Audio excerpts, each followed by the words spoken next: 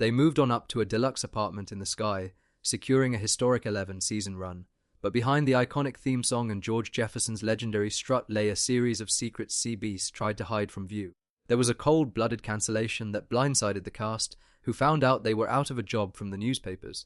A lead actor who spent his off hours obsessed with obscure European progressive rock, a breakout star living a secret double life as an airline reservations agent, and a tragic court battle that left a sitcom legend unburied in a funeral home for months. 10 secrets, 11 seasons, one groundbreaking comedy that climbed to the top of the world. Welcome to Sitcom Secrets, where every rewatch reveals something new. Let us get into it. Fact number 10, the neighbor Archie Bunker lost. Most fans assume George and Louise Jefferson were created specifically to anchor their own television show. In reality, they were introduced as the next door neighbors of Archie Bunker in Queens on All in the Family. Norman Lear used them to challenge Archie's prejudices, creating a massive fan following for the characters. The friendship between Edith Bunker and Louise Jefferson was particularly beloved. When Lear proposed moving them to a wealthy neighborhood in Manhattan, TBS executives were initially hesitant. They worried losing the Jeffersons would hurt All in the Family's ratings, but the spin-off quickly became a ratings powerhouse in its own right. Fact number 9, the progressive rock obsession. You might think Sherman Hemsley's off-screen interests mirrored the soul and R&B music popular in 70s black culture. In truth, Hemsley was a passionate, hardcore fan of obscure European progressive rock. He was obsessed with bands like Nectar, Gong, Yes, and the British band Gentle Giant.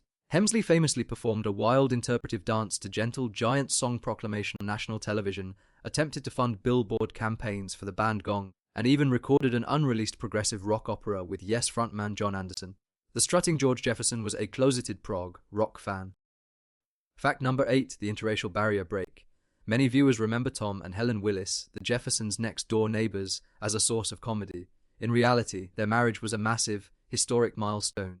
Played by white actor Franklin Cover and black actress Roxy Roker, Helen and Tom Willis were the very first interracial couple to be featured as main characters on a primetime American sitcom.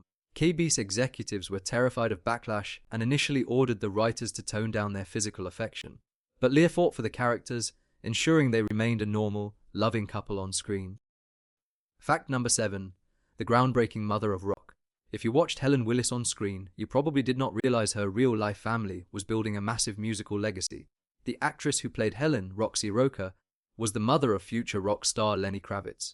Roker's real-life marriage to white television producer Sid Kravitz directly mirrored her character's interracial marriage on the show. Roker famously helped the writers keep the character authentic, drawing from her own lived experience to navigate the subtle prejudices and societal reactions that interracial couples faced in America. Fact number 6, the reclusive star behind the strut. For decades, audiences believed Sherman Hemsley was just playing a slightly exaggerated version of his own loud, swaggering, and aggressive personality. The reality was the exact opposite off-camera. Hemsley was an extremely shy, quiet, and reclusive man who avoided the public eye, hated interviews, and had served in the United States Air Force before pursuing acting. He spent his time listening to music, playing jazz keyboards, and meditating. The bold, loudmouth George Jefferson was a brilliant performance by a quiet, gentle man who had to force himself to step into the spotlight every week. We are halfway through, and the biggest secrets are still coming. Hit that like button and subscribe. You will not want to miss what is at number 1. Now, back to the countdown. Fact number 5, the stardom and the airline shift. Most fans assume that once Marla Gibbs landed the iconic role of Florence Johnston, she immediately retired to a life of Hollywood luxury. In truth, Gibbs lived a double life during the show's first 2 seasons. Terrified that the show would be cancelled and leave her unemployed, she kept her day job as a reservations agent for United Airlines. Passengers calling to book flights had no idea they were speaking to one of the biggest breakout stars on television, who would head straight to the CB studio after her shift. Fact number 4, the backstage marriage illusion. Many viewers believe the incredible on-screen chemistry between Sherman Hemsley and Isabel Sanford was fueled by their similar age and backgrounds.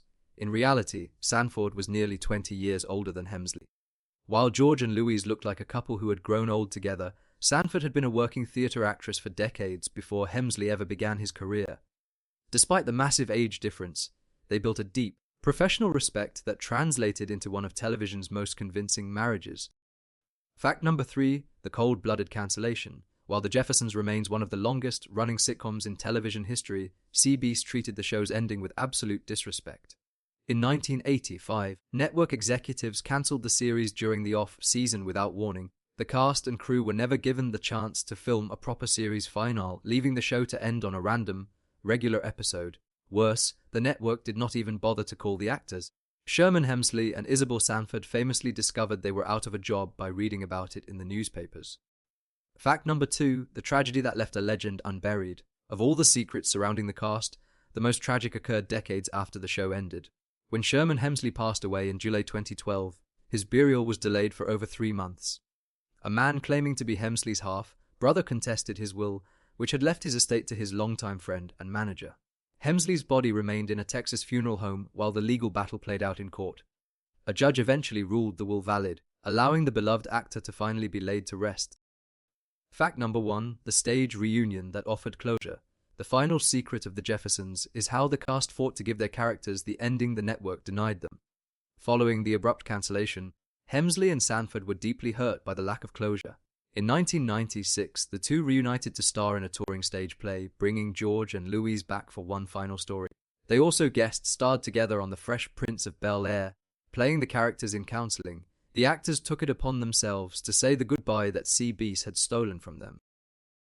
Despite the disrespectful cancellation, the real-life age gaps, the secret double lives, and the tragic court battle that followed its star's death, The Jeffersons remains a towering achievement. It shattered stereotypes and proved that a black family could carry a hit comedy for a decade. Sherman Hemsley's legendary performance and Isabel Sanford's sharp wit secured a legacy that continues to shine, proving that they truly did move on up into television history. Which secret surprised you most? Did you know about Sherman Hemsley's progressive rock obsession, or were you floored by Marla Gibbs' airline day job? Let us know in the comments below. Hit that like button, subscribe to Sitcom Secrets, and share this video with a friend. Thanks for watching, and we will see you next time.